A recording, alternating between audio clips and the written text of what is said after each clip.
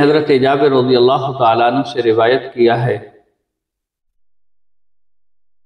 حضرت جابر رضی اللہ تعالیٰ عنہ فرماتے ہیں کہ غزوہ خندق میں ہم خندق کھود رہے تھے کہ ہمارے سامنے ایک ایسی چٹان آ گئی جس کو توڑنے سے کدال ناکام ہو گئی۔ وہ کدال جس سے وہ بار بار یعنی کھود رہے تھے تو اس پہ بار بار مارنے کے باوجود وہ چٹان ٹوٹ نہیں رہی تھی، کدال اور کدال والے ناکام ہو گئے۔ لوگ نبی کریم علیہ الصلوۃ والسلام کی خدمت میں حاضر ہوئے اور عرض کرنے لگے، یا رسول اللہ، خندق کی کھدائی کے دوران ایک سخت چٹان آ گئی ہے۔ آپ علیہ الصلوۃ والسلام نے فرمایا اس چٹان پہ پانی چھڑکو۔ پھر آپ علیہ الصلوۃ والسلام نے یہ حکم دیا اور پھر ساتھ ہی اٹھ کے آ گئے۔ اور حضرت جابر رضی اللہ تعالیٰ عنہ فرماتے ہیں کہ اس وقت نبی کریم علیہ الصلوۃ والسلام کے پیٹ مبارک پہ 2 پتھر باندھے ہوئے تھے،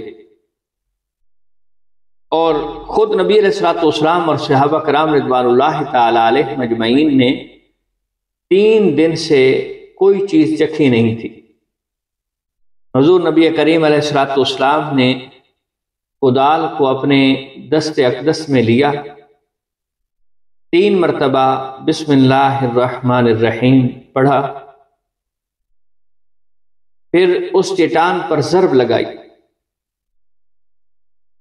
جو ہی نبی کریم علیہ الصلوۃ والسلام نے اس بسم اللہ پڑھ کے اس چٹان پہ ضرب لگائی تو وہ چٹان ٹکڑے ٹکڑے ہو گئی،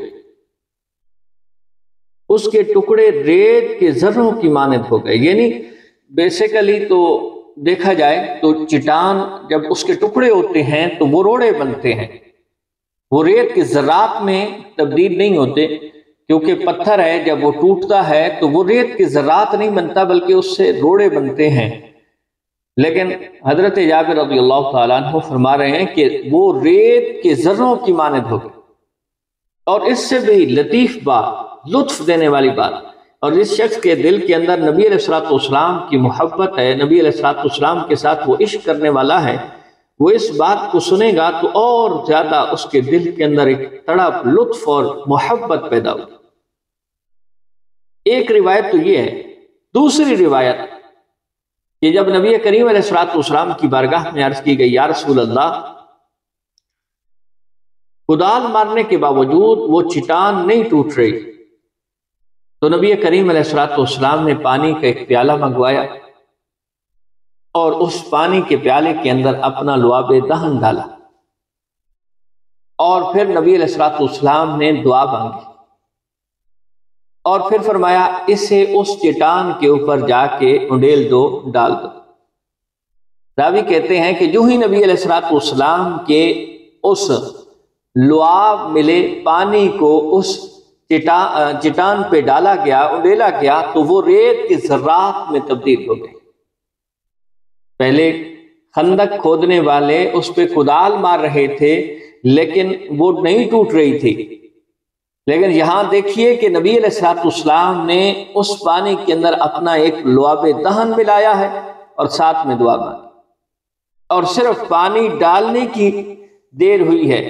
وہ جو سخت چٹان تھی، سخت پتھر تھا، نبی علیہ الصلوۃ والسلام کے لعاب ملے، لعاب مبارک ملے، پانی کو جب اس کے اوپر ڈالا جاتا ہے وہ ریت کے ذرات میں تبدیل ہو جاتا ہے۔ تو یہ نبی کریم علیہ الصلوۃ والسلام کی وہ شانیں ہیں کہ جب عاشق سنتے ہیں، اہل محبت سنتے ہیں، تو ان کے دلوں کے اندر نبی علیہ الصلوۃ والسلام کی محبت اور زیادہ بڑھ جاتی ہے۔ اللہ کریم ہم سب کو نبی علیہ الصلوۃ والسلام کی سچی پکی محبت نصیب فرمائے۔ السلام علیکم ورحمۃ اللہ۔